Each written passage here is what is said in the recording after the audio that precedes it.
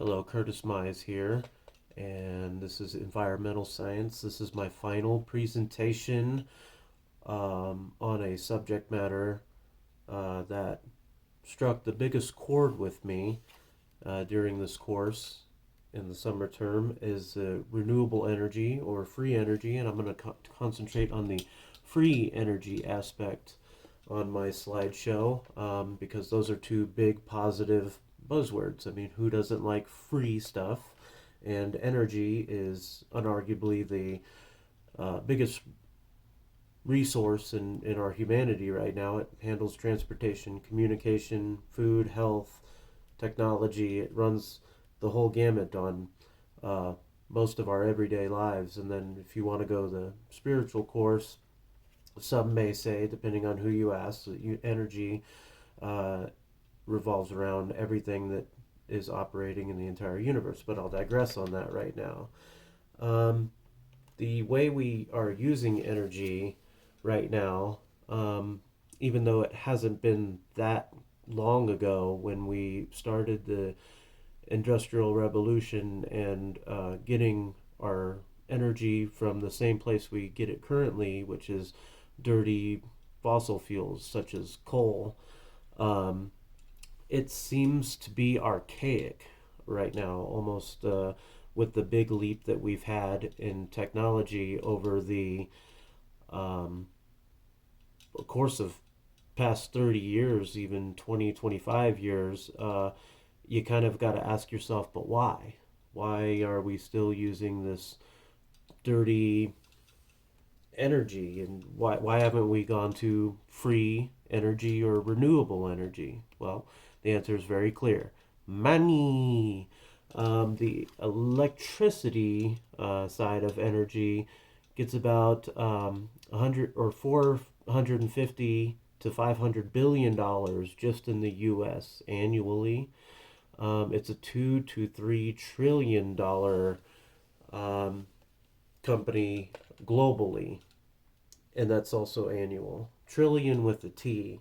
And who'd really want to give up those numbers just to offer us peasants down here uh, some free, renewable, cleaner energy?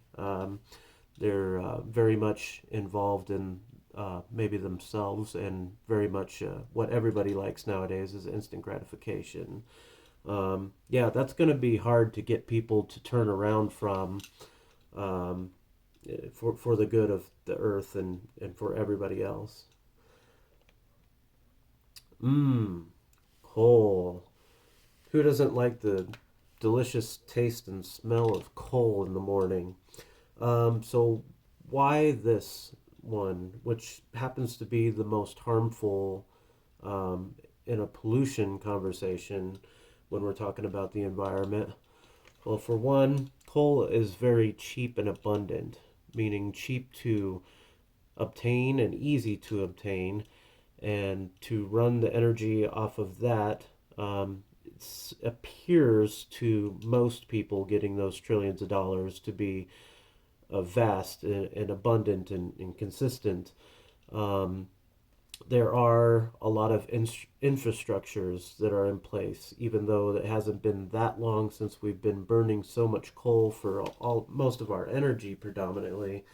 There is a lot of infrastructure already built, and I guess it would just hurt their heart so much to just shut those down or knock them down and throw them, put them to waste. It wouldn't hurt my heart very much, but we know that free energy just still isn't free. Um, it might be the fossil fuels and the coal might be cheap, but it's expensive for long term health and, of course, for the ecosystem. We know that free energy doesn't mean free energy, although my buddy Nick, who I'm going to talk about here in a second, made an invention that may have made it possible at one time. And we'll dive deep into that conspiracy theory right now. This is my buddy Nick. Nikola Tesla was an inventor, was in the works around the same time as Thomas Edison, and that was actually his. They were kind of sworn enemies in the inventors field at the time. But he came up with Nikola Tesla came up with he had about 1,200 patents. What you see here is what's called the Tesla coil, where he grabbed energy out of seemingly thin air. There was a story about Nikola Tesla inventing a black box that was a little bit smaller than like a power box you would see in a neighborhood. Um, and apparently, he invented this box that can draw energy literally from thin air out of nothing. And just one of those boxes can would be able to power the houses of a few neighborhoods just off of one of those boxes. So we are told. Um, at Nikola Tesla's time, he was kind of a transient. He lived from room to hotel room, and he carried all of his 1,200 patents in boxes around with him everywhere he went. Well, he mysteriously died in one of those hotel rooms, and all of his patents were gone, very mysteriously. But that's the conspiracy side of it, if we want to delve into that. So, what about renewable energy? And why not renewable energy? Some things that we're already using, it's a bit ubiquitous, is solar energy. You're seeing more and more solar panels on top of people's houses these days. In fact, when it started out, it was quite expensive to set your house up with solar energy, but apparently the cost has gone down by some say 80% for solar panels. I guess the challenge for solar energy would be, of course, the sun does go down, and you would have to collect that energy and like a battery and use it up. I guess there's wind energy in those wind turbines. If you've ever been to Coachella Field in California, there's a lot of them. They're kind of creepy to me. Some people might say they're eyesores. They definitely take up a lot of space. Um, but the good news is that they are actually creating jobs in rural areas. So that's the upside of that. Wind energy is something that also we've been doing. The oldest that we've been doing, the oldest renewable energy source, is actually the hydro. So getting things off of rivers. So like big dams, like where I come from, Las Vegas, Nevada, we had Hoover Dam, which was a very large operation that used hydropower to power all the surrounding states.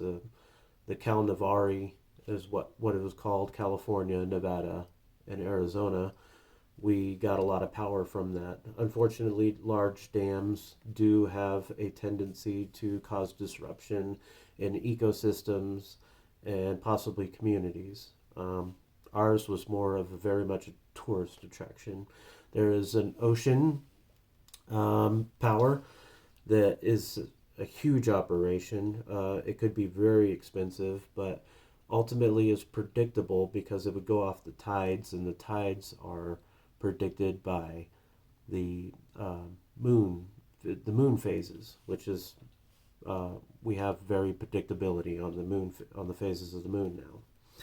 So though they're not free, they could be nearly free, and I think that using all of these renewable energy sources combined, like Captain Planet and his planetarium here, then we can have very nearly free energy.